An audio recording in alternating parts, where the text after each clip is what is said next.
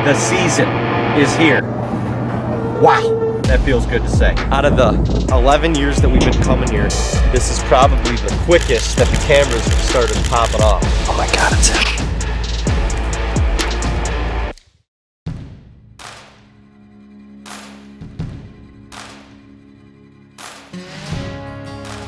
Ladies and gentlemen, TAGNBRAG Nation, your boy David here, and I am excited because we got a new journey. We got a new journey that we're going to be taking you on, and it's kind of a journey that we've already been on. You know, we work so hard in grinding all season long, and we're hunting and filming by day and editing by night, and we're trying to literally show you all the good, the bad, the ugly. There's a lot of ugly this year. But we never take like a deeper dive, you know? Like talking about the decisions we make and why we make them and why we put a stand in a certain spot or where we're hanging trail cameras. But we want to look back now and we want to take a deeper dive into the season, you know? We're going to start it in North Dakota. And for those of you who don't know, our season, Dean and I have made the maiden voyage to North Dakota for the last 11 years in a row. Actually, the last 10 years in a row leading up to this year. We've had a lot of amazing hunts up there. Honestly, it's been our most productive from a killing bucks standpoint. It's been our most productive place that we've hunted over the last 10 years. However, this year is a little bit different.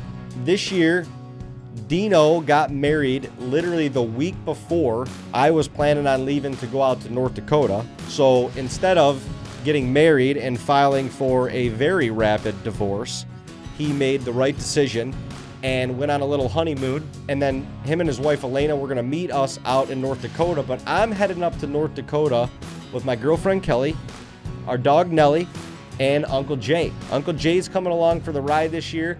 Kelly had a break in work and said she wanted to come up and experience it, and it's very different, you know? I'm looking forward to it. It's going to be a different year this year, but I'm just looking forward to getting into the truck, heading up north, and starting the bow season. It's something I look forward to every year. This trip is so coveted because it kicks off that archery season for us, and for whatever reason, I've got it burning inside of me. The fire is lit inside of me this year, and I just can't wait to get out and start the chase in North Dakota.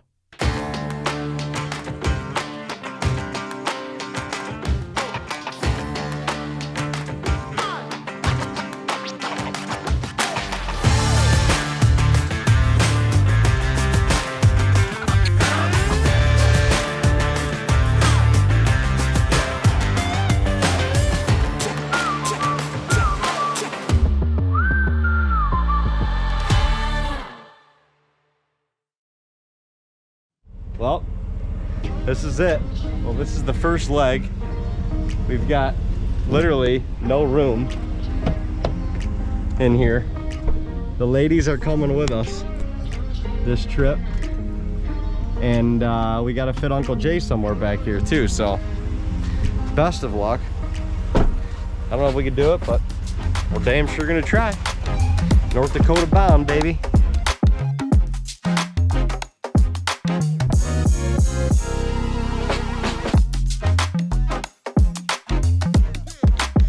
It's so refreshing to know that the season is starting again. It's super different this year without Dean coming out with me, and I almost feel like, I wouldn't say guilty, but I almost feel like not right starting the season without him. But I am super excited to share this experience with Kelly and with Uncle Jay. There's a lot of work to do when we first get there. You know, we unpack, and it's usually unpack and get straight to work. As I said, we are literally heading straight to the fields, and we're getting trail cameras out. The trail cameras are an integral part for us for speed scouting once we get out there, because after being out there and hunting this place for over 10 years now, there are the go-to spots that you just have to get a camera in to figure out what is actually there. So we arrived 3 days prior to the season, and the game plan for those 3 days, it's pretty simple. We are going to put the Moultrie mobiles to work. We are going to get as many trail cameras out in that first afternoon before dark as we can. Every evening, the last 2 hours are spent scouting. We want to be able to see with our own 2 eyes what the deer are doing, where they're moving, how things are different, because every year you go up there, although the general stage is the same, a lot is different because of crop rotation.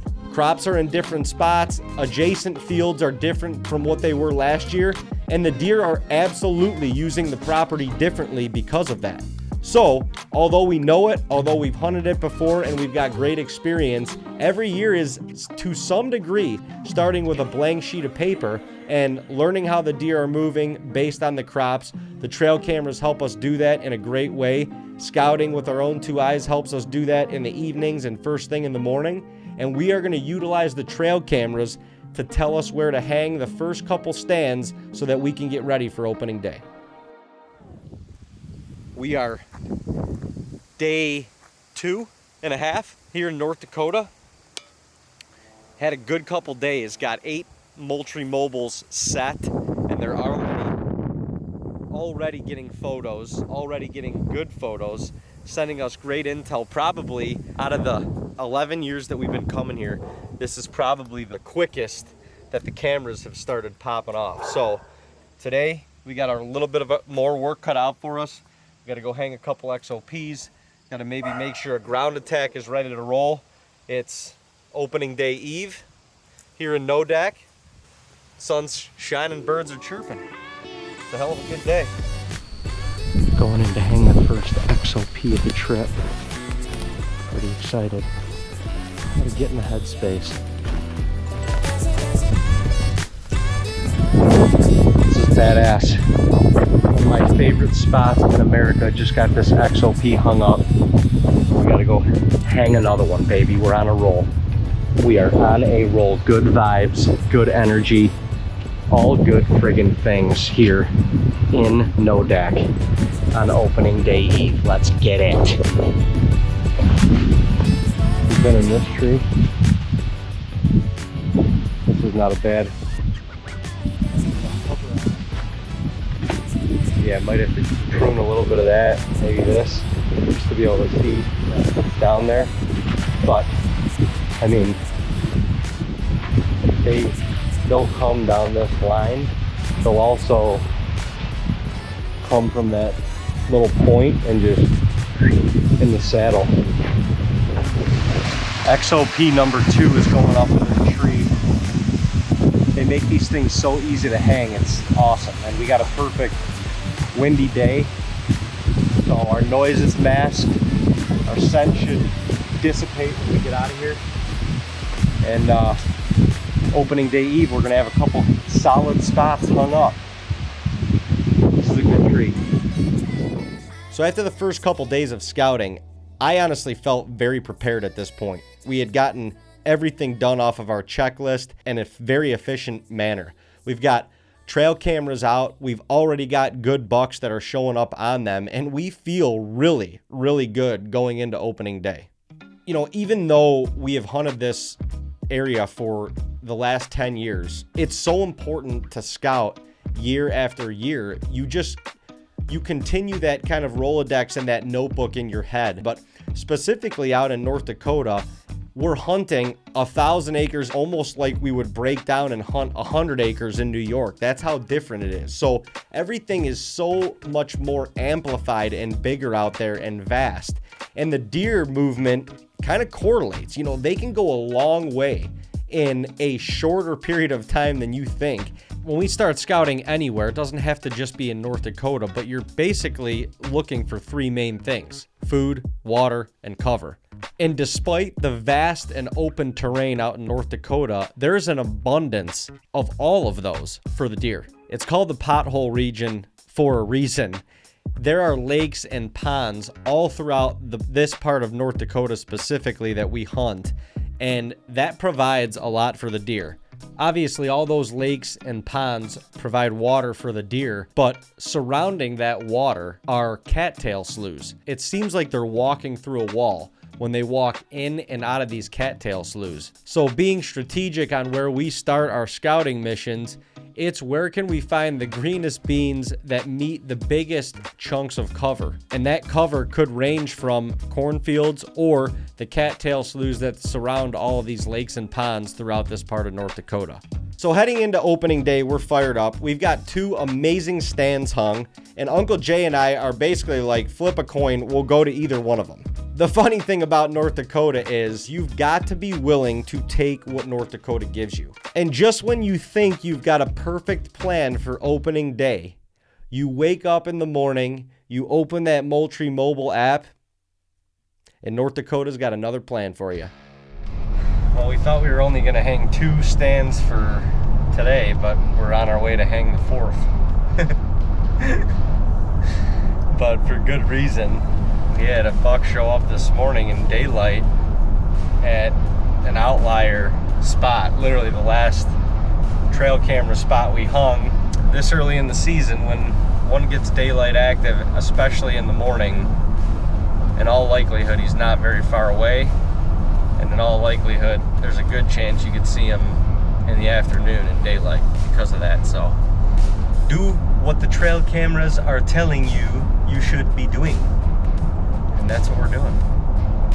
See what happens. Hopefully we don't send him a country mile walking in there to hang this XOP. Regardless, the chase is on, baby. It's official. 12:30. We could technically have a bow in our hand right now. We could. But I'm going to set up an XOP for this afternoon.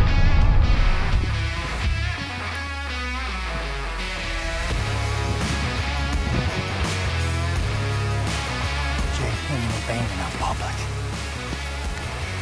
with a buck on the premises. Let's go. We gotta mark the spot. Well, boys and girls, it is that time, opening day.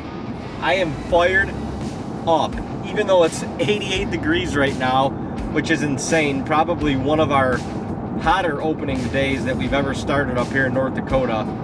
Doesn't matter. We got bucks cruising the last couple of nights. We had one walking in daylight earlier this morning. Uncle Jay and I slipped in and hung a set for him. I mean, I personally think that he's going to be in the money tonight. I think he's going to see that buck again. The spot where I'm going, there's been daylight activity the last 3 nights, and it's just a matter of if the right buck shows up. And quite honestly, if he does, great, and if not, great. I'm going in to enjoy this amazing country that I'm about to just sit and overlook. Hunting velvet whitetails on September 1st. It doesn't get much better. The season is here. Wow, that feels good to say.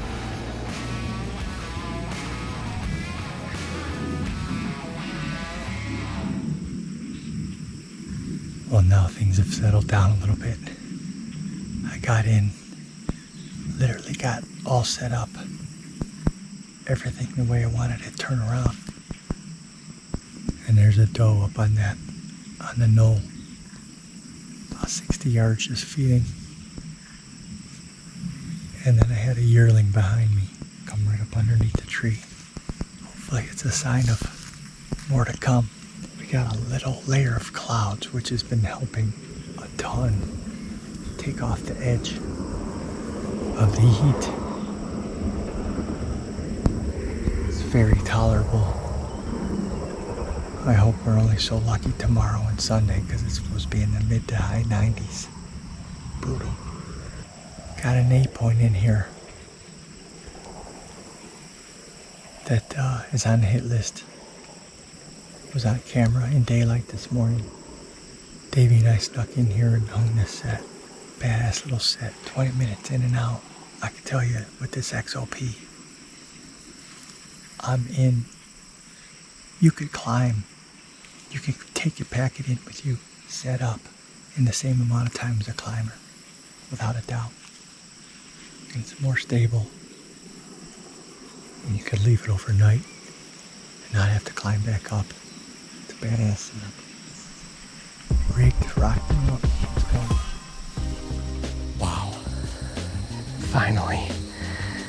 finally set up. It always takes a little while. The first time back in the saddle for the season, and it did, but we're in. Man, it feels good. Honestly, just grateful to be here.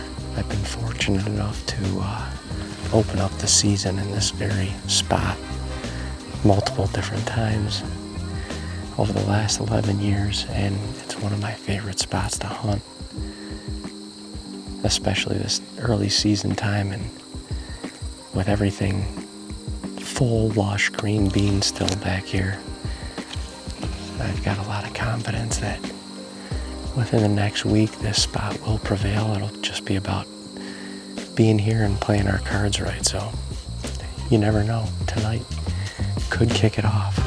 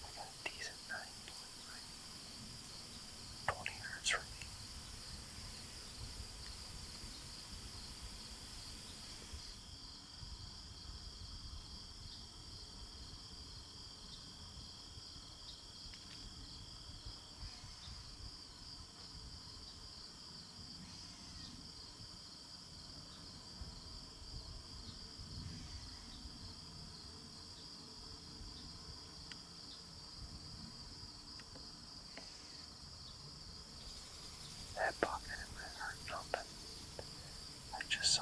I could hear him coming behind me, and I just felt it in the trees right next to me. I thought it was him.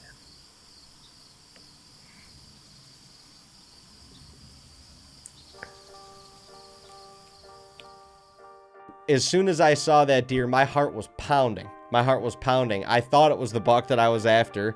When he came out into the beans, into the open, I quickly realized that it wasn't.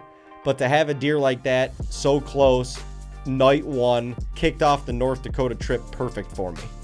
Honestly, going into that first night's hunt, I was almost sure that Uncle Jay was going to get a shot. And all I wanted for him on this trip is to get a shot at a velvet deer. Unfortunately, does only for Uncle Jay, and that's just the way the cookie crumbles sometimes. So for night two, we're going to switch things up a little bit. We had a wind switch, and there's some good bucks on camera elsewhere. We actually went in and hung Uncle Jay another stand for that night. He felt really good about that. He's sitting actually right on the edge of a cut corn and a bean field. I ended up moving to the spot that Uncle Jay was going to sit on night one, and unfortunately the weather was hotter. It didn't have that juju, that same feel that night one did, and we saw a bunch of does. Seemed like some deer was moving, but the overall deer movement was down quite a bit that night. So overnight, the trail cameras absolutely blew up. We were super pumped. We actually had a cold front moving in. It was going to get really cold, and then the following evening, the third night, which would have been the last night of Uncle Jay's trip, the temps were supposed to drop, and we were supposed to have a really harsh rain and thunderstorm that night. And so for the third day in a row, we had a wind switch, and we had bucks show up on camera at a spot where Dean had some really, really good luck a handful of years ago. So with as easy as these XOPs are to, run and gun with them, we go to the spot that Uncle Jay had hunted the first night. We yank the XOP down. We go put it up in this new spot, and we are all set up for the final evening of Uncle Jay's hunt. Unfortunately, that night, I'm sitting in the stand and I get a notification from the Moultrie Mobiles, and the buck that I was after specifically was in a different location in front of the stand that we had put up the day before opening day, and he was there in daylight with plenty of shooting light, and I'm sitting in the spot that I was in opening day and just hanging out and watching this all unfold via the Moultrie mobile app.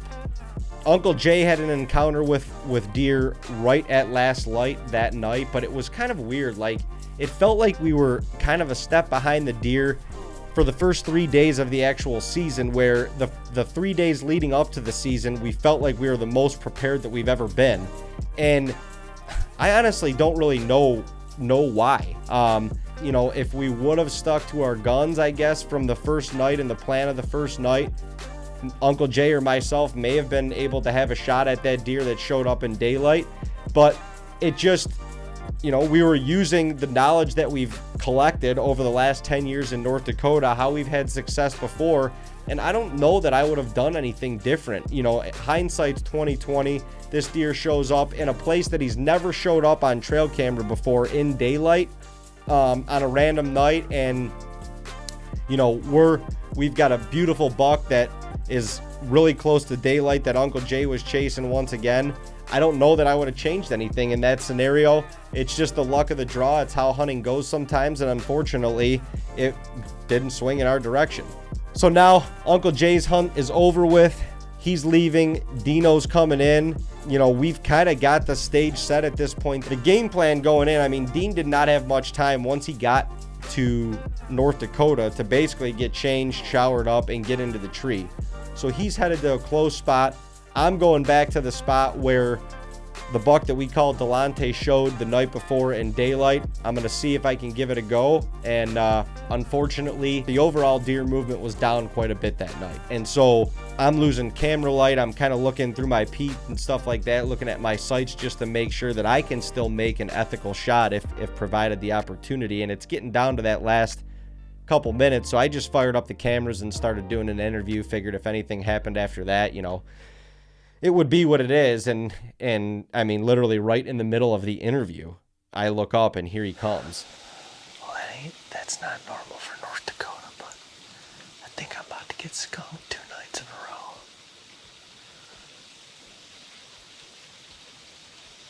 Crazy. Although the 2 warmest days we've had, so it's understandable.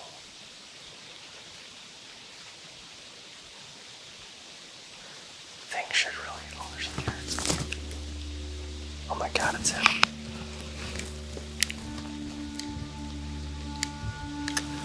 There he goes.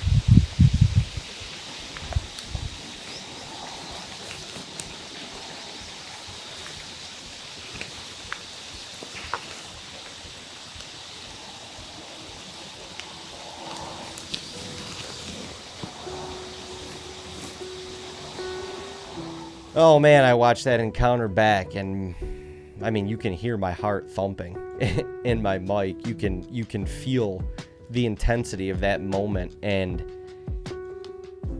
it was crazy. I thought the night was over with, and it was getting down to the last couple minutes of legal shooting light, and it's even darker under the canopy where I'm at. Like when you look out into the bean field, it looks a little bit lighter, and the sky's lit up still. But where I'm at under the canopy and being under a couple really big trees, like it's dark under there, and with a couple minutes of light left, you know, he got out into the beans probably at like 33, 34 yards. There was another buck in between him and I, and the trail camera is right at the edge of the woods or right at the edge of the trees where I'm at. It's only like 18 yards in front of me. That's where we had been getting him on camera. That's where we had him on camera the night before. And I thought for sure he was going to eventually follow that little buck literally right under the stand, and I was going to get like a 15 to 18 yard shot. Well, he's out into the beans, and he's like 33, 34 yards out there, and I'm kind of just waiting to see what he's going to do, because like I said, I thought for sure that he's going to make his way to me, and what he actually did was stay out into the field a little bit more. So when you see me finally get my bearings, the first place that he stopped in the field, I had him on camera, but he's actually behind the one little tree. You can see it up in the second angle. You can see the top right of the screen, that tree he's behind. And once he finally clears that, I'm kind of waiting in my mind to think that he's going to follow that other buck and I'm going to get a closer shot. All the while, you know, light is fading, and now it feels like it's fading by the second because of the intensity of the moment. And I'm looking at the viewfinder and the camera. I'm like, man, is it light enough? I mean, everything was legal from a legal standpoint. Like, I still had multiple minutes of legal shooting left, but I'm trying to make sure that I can get it good on the camera. That's what we're there for. We're there to document the hunt, and that's part of it for us at this point. You know, as easy as it may have been to just forget the camera, like I was worried about the camera, and it did take me a couple extra, you know, seconds, minutes to get my bearings and realize that, you know, it's okay, the light's all good, and, you know, get myself prepared for the opportunity. And when I finally did, I started to pull my bow back. He just kind of creeped, and he there's another branch hanging down off of a big tree, and from my view, he kind of creeps behind that tree, and he stood back there for multiple minutes at that point to where it got too dark, and I couldn't shoot. He actually eventually made it literally right where I thought he was going to end up, following that other younger buck coming right underneath me. But at that point it was too dark, and I had to let him walk off before I could get out and get down. And in hindsight, it's so easy. Like, I'm like, man, why did I not take that shot? You know, why did I not take that shot at 33, 34 yards? That's something I practice religiously. And the reality of it was I was waiting for a better shot, especially with the low light. You know, I was sure that he was going to give me that opportunity within the next couple minutes to where I could still see him good enough and get a good shot. Now, we've been in the situation before, low light scenarios, when you're questioning it, it's so easy to just want the end result. It's so easy to want to be holding that buck and be, you know, taking pictures and celebrating and all that stuff. But to have respect for that animal, and like I said, we've been in this scenario before where we've been on the worst end of it, where you either hit a deer how you don't want to, you know, maybe it's not the buck that you were actually after or whatever. But in this moment, as much as I would want that buck like under my belt, as much as I would want that buck going up on the wall, I would want his meat in the freezer right now and enjoying that nourishment. I respect the animal's life enough to, in that scenario where I wasn't 100%, I'm not going to force that shot, and I'm okay with this scenario and the buck, unfortunately, you know, living another day. As hard as it is to watch, I'm okay with it.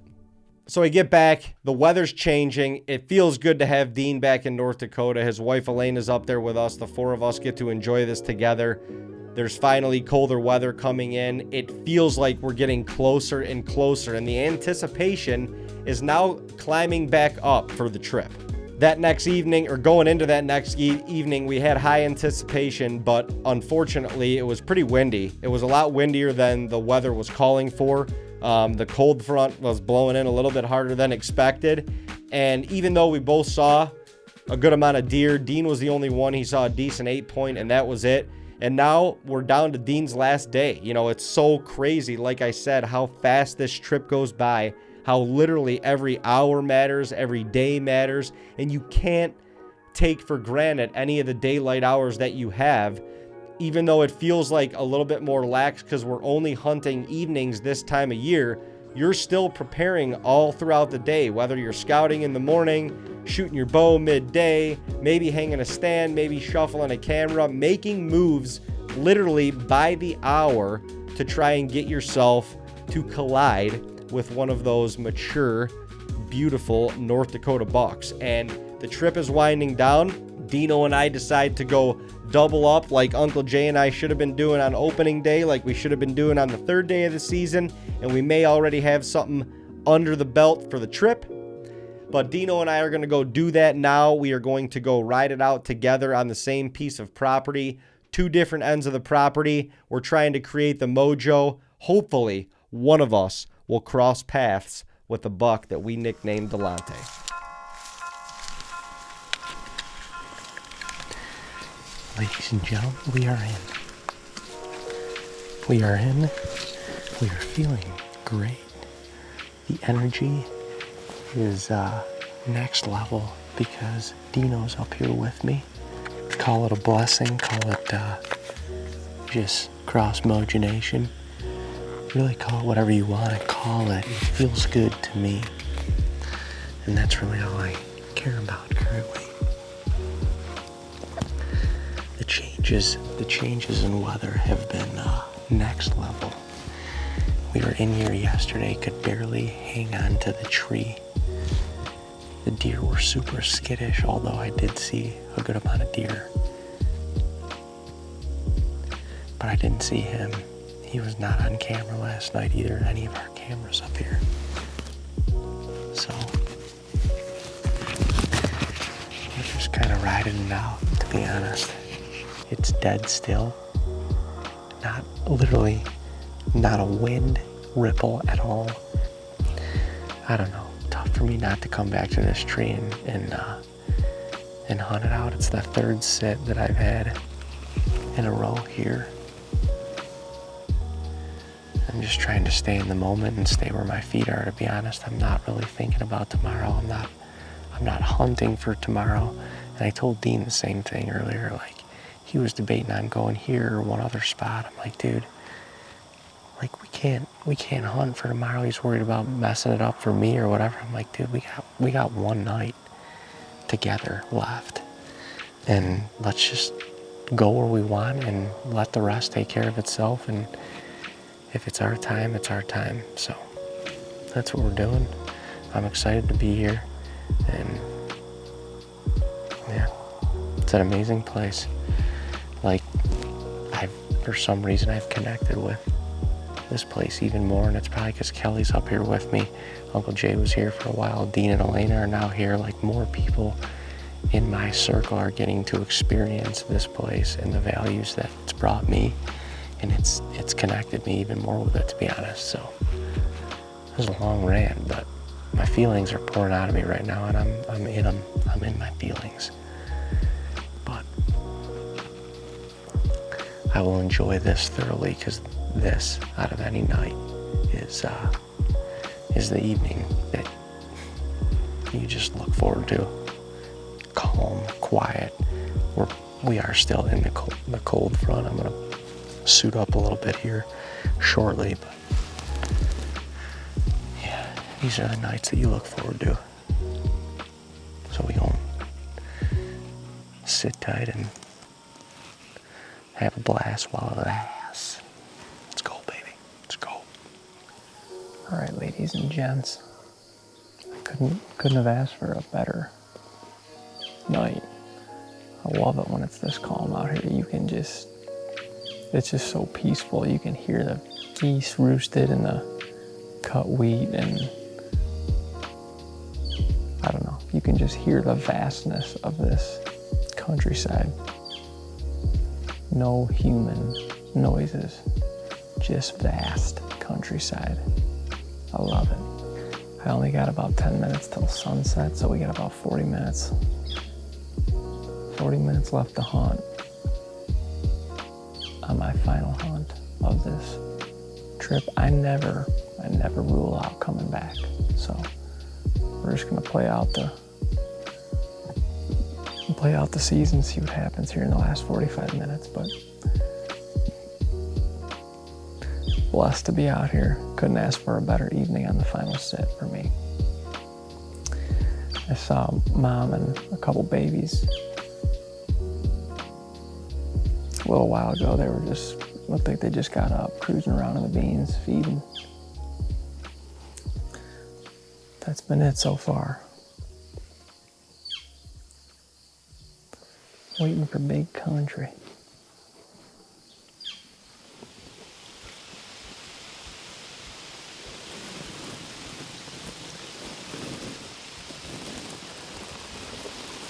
Got a spike down here.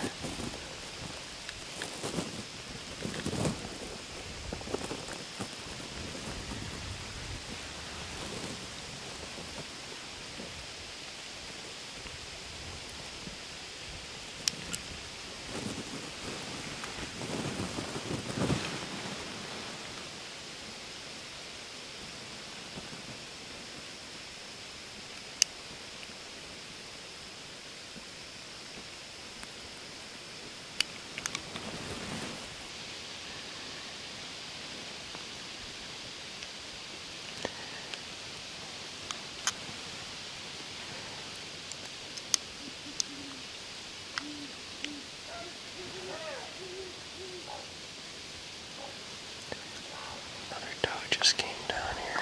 Had to be what he was looking at.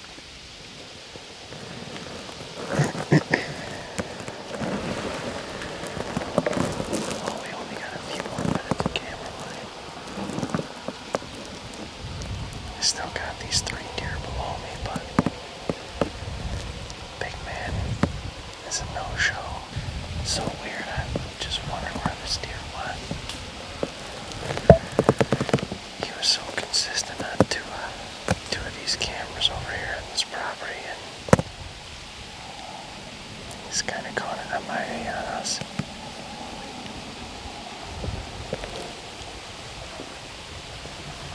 I'm assuming he's got to be shedding his velvet.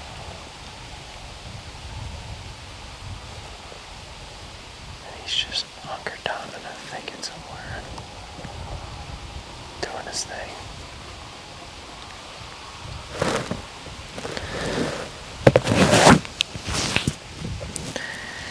We've got this property pretty lined up with cameras, at least in the points of interest. I would think that we would pick him up if he went out wandering, but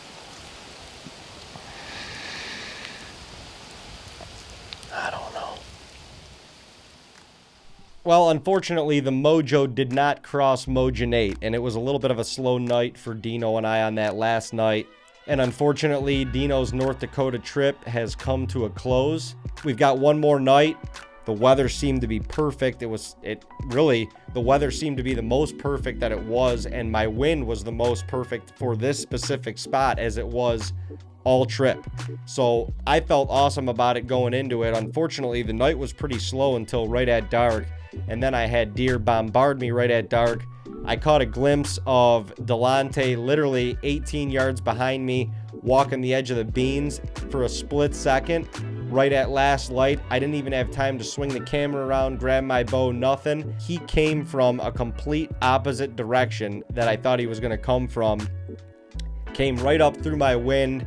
I don't know if he winded me a little bit or not, but he had already walked through my wind at the point that I saw him, and he just wasn't as interested in the other deer or the food at that point. Caught him for a split second, and he walked out of my life. You know, this year, the start of the season, the North Dakota early season trip was so different, good, tougher. exciting, so many different things in different ways. Like I said, I didn't start the trip with Dino. Uncle Jay and Kelly rode out there with me. Kelly was out there with me the whole time. Dean and Elena ended up coming out. It was actually the first year that Kane was in college as a freshman up in northern North Dakota, so he wasn't even around for this early season trip, which made it feel even a little bit different from that aspect as well, because we didn't get to hunt with Kane at all that first trip. So it was so different, but I would not trade it for the world. I felt like I dug my roots a little bit deeper into North Dakota because of getting other people that are very close to me the experience that they've only seen in photos and on video up until this point. Our North Dakota family got to meet more of our actual family, and being able to share moments with both of them in the same place and face to face was something that was amazing to experience as well. I was able to bring my dog up there, and she literally absolutely loved North Dakota, running around. It was like a different sense of freedom for her every single day. It was funny, our North Dakota family up there as well absolutely loved her, because you could see the freedom in her eyes as she's just running through the massive fields, yards, jumping into ponds, just being a dog. And there's no better place to do it than in North Dakota. The other cool thing was Joe actually took us out, and we got to experience some of his ranching with Kelly and Elena and Dean. And we went out and we brought the cameras out, we filmed the whole thing, and it was just an awesome experience, eye-opening experience for the girls, really an eye-opening experience for us. And what a blessing to have somebody like Joe in our lives that is just, we're so grateful that he's in our lives. He's grateful that we're in his. And for him to take the time to, show the girls what this is all about, something that a world that they've never even experienced or fathomed before in their life, in ranching and taking care of these cattle out on the Great Plains out in North Dakota. It was so cool. It was so cool to watch the girls eat it up. It was cool to watch Joe eat it up and be able to pass part of his life on to us. And that was really one of the greatest experiences of the entire trip, to be completely honest. Being able to share that bond and be able to, dig our toes a little bit deeper into the North Dakota soil, the relationships that we've made up there, the family that we've made with Joe and his entire family is something and a gift that I will never be able to repay, and that I am forever grateful for. You can look back on this trip and talk about the hindsight and the different decisions that we may have made to make our trip more quote unquote successful.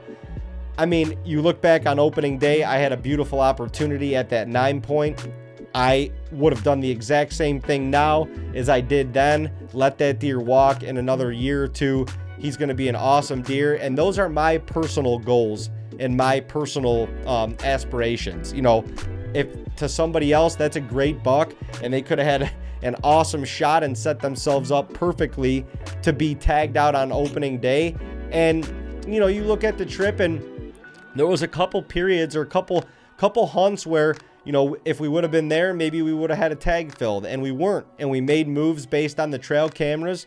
And if I could go back and do anything over again, I guess the only night that I would have changed would have been the night that Delonte actually showed up in daylight. Either Uncle Jay or myself was supposed to be in that spot, and the other one was going to be in the spot that I was actually in. We would have been on the same property. Who knows? We probably would have been able to have a tag filled, maybe. You just never know. He's on trail camera that night. If the wind shifted or something like that, maybe he wins you before he even gets there. You can't rewrite the script, and I don't know that I would have rewrote the script any other way. This trip is over. Unfortunately, we're going home with tags in our pockets still. We're not going to say that we won't be back, and certainly we are looking forward to a long, happy, and successful season ahead. But what a way to kick off the year in North Dakota. Once again, an amazing trip, amazing time spent with everyone, amazing hunting experiences, and just another humbling experience and more notches on the old belt, lessons learned, and we're looking forward to continuing those lessons for the rest of the season.